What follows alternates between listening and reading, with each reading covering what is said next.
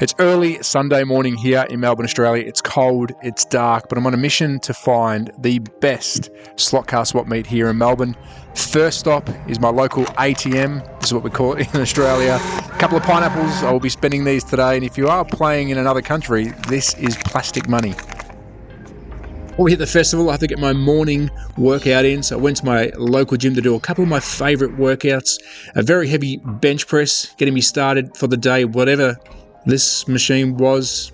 It felt good, but I always save my favourite to last. Absolute professional at this one. My favourite workout complete, it was time to leave, head into the city and attend the Scalextric swap meet. So I've found it. We are at the Melbourne swap meet, the Scalextric. I've got my tickets. It's time to go in. So I have my tickets. I cannot wait to get in, and they were so happy to see me. Where's your pass? Some smooth talking and a quick glimpse at the latest 2024 Scalextric catalogue. We were in slot car heaven. I have made it.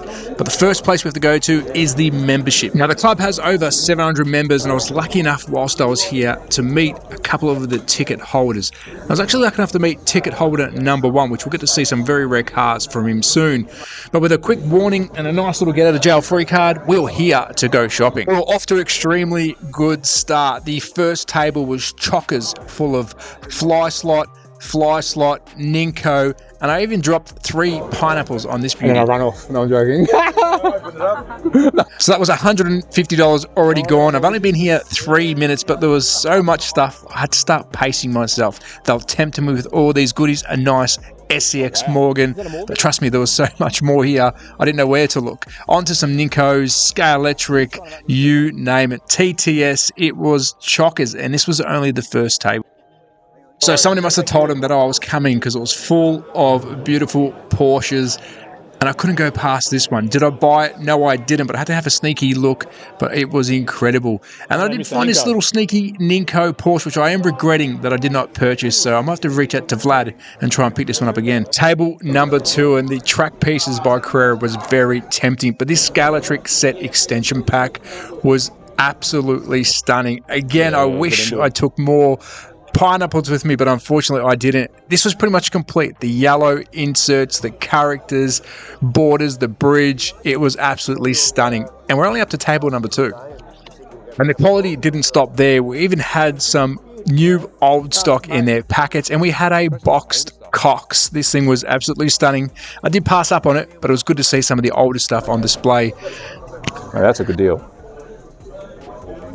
And next up we have Andrew's Hobbies. These guys are located in Ravenhall. They're a hobby shop with a massive slot car component attached to it. Drag strip, racetrack. I've actually been given an invite to come do some trailer racing, so stay tuned to the channel. I think that's going to be a lot of fun. I had a really good chat with Andrew, and I was blown away by how much slot car stuff they had on offer. So check out Andrew's Hobbies in Ravenhall.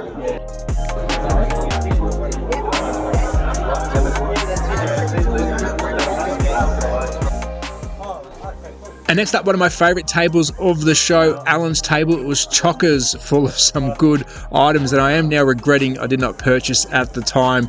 I was lucky enough to get my hands on some of them, so we'll have a closer look at some of these beauties, like this BMW Camel. Oh, I had it in my hands, I had the opportunity to buy it, and now I regret it. I went back to get it at the end, but it was gone, and this kind of stuff you have to jump on. But what a beautiful looking car.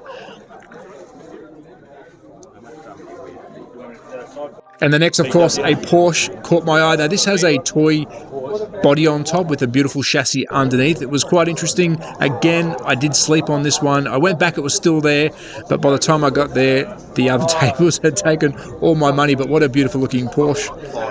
And then on to an Aussie special. This is in XR8. I'm a Ford man. Again, I slept on it. I should have grabbed it. Really well priced. Nice shell. 124 in scale. And being an Aussie race car, or muscle car you can call it as well, I should have grabbed it. And then onto a Beetle. I actually didn't grab this one out of the bag. I really wish I did. I loved the colour.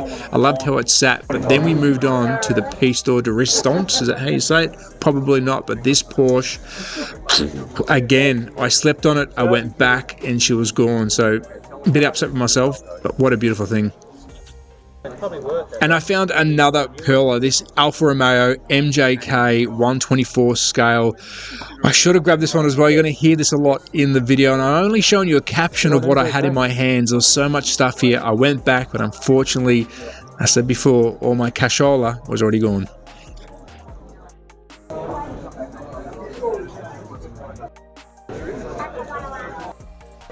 This next piece blew my mind. One of my tick-off items when I was coming to the show was to find the Power Ranger side carts, but he's done one better. This thing was incredible. I love the box. I'm a huge box collector.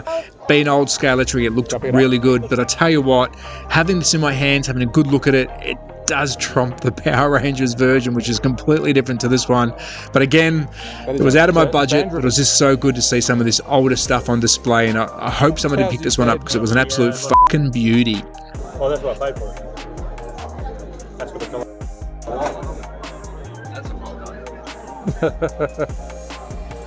So next up, my wallet took another belting. These foam Scalextric signs. I believe they were built by Southern Models, some old school or retro if you want to call.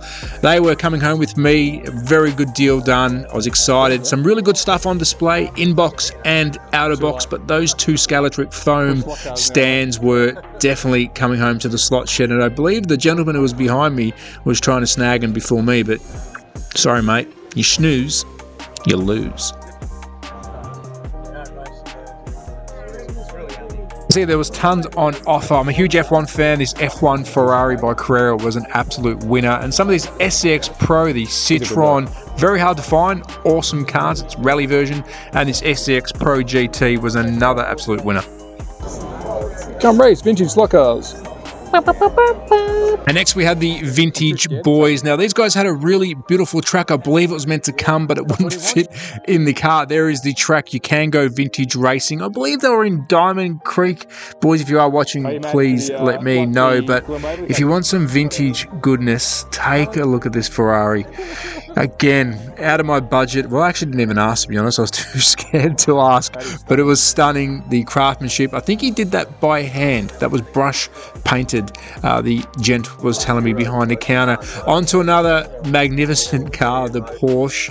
Again, I'm regretting a lot of my decisions or cars I did not buy on that day. And you can see those beautiful hands. That is a subscriber of the channel, Reese, good friend of the channel, absolute legend, and he was becoming my hand model. So it was really good to tell me. He's like, don't touch my cars. I'm like, no, you can hold them. But really good to see a well put together stand of vintage cars and a great bunch of blokes. And Reese, if you are watching, mate, thanks for helping me, because you know I was struggling with one hand, but these were beauties. Thanks, mate. He's shot. The orders had vintage love galore, and it did not stop there. Corvettes, Ford GT40s, I tell you, minis at the very end. There was just so much stuff on offer on this table, and again, I didn't ask him how much this stuff was. I kind of wish I did now. I believe they're all for sale. I wish I bought something. They even flipped them over to show us some of the chassis underneath. Works of art. So I'm going to try and make it out the race with the boys. I hope I get an invite to go vintage racing to bring you some of the goodness. And on to the next table, and the hits just keep on coming. And it's not very often you see new old stock in packets. And on a very beautiful, I'm going to try and pronounce this right again, Strombecker Raceways stand. Yeah, that's an original. Again, I probably should have asked how much it was. I didn't. Onto the U-Steer. I'm a big fan of U-Steer. Yes, I didn't grab these. And some of these older Scalextric cars, which will make a lot of sense right now. As you see here is an original display for that era of car. And it went to a very lucky home. Yes, I did want this, but you know, you don't win them all. And of course, some more signage. Now, again, I did let these pass. I don't think the shed would look after them very well, but so much good stuff on display.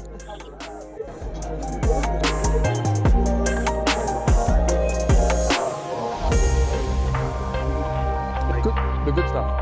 Yeah. If I see one around, I can find the photo. I'll tell you what, I didn't think it was going to be. And I had to look twice. I thought it was an original Hot Wheels stand, and after close inspection, it was a reproduction, but a really cool idea. The bloke who was telling me he can make it in all different shapes and sizes, as well as this Matchbox series, but I didn't have to look twice. I thought it was a pretty cool idea. Yes, and you might recognize this table. Bonza, the absolute legend, was there. I did try a couple of times to get to his table, but it was chockers. He had a lot of people interested in what he brought. Revo slots, I think we had NSR, Scale Auto, HO. You know Bonza, he brings all the goods. He's a big fan of the channel, so I do appreciate his support. And of course, if you did see the sign at the start, you might see one in the shed very soon. We'll have a Bonza sign floating around in the slot shed. So yeah, Bonza definitely did bring the goods.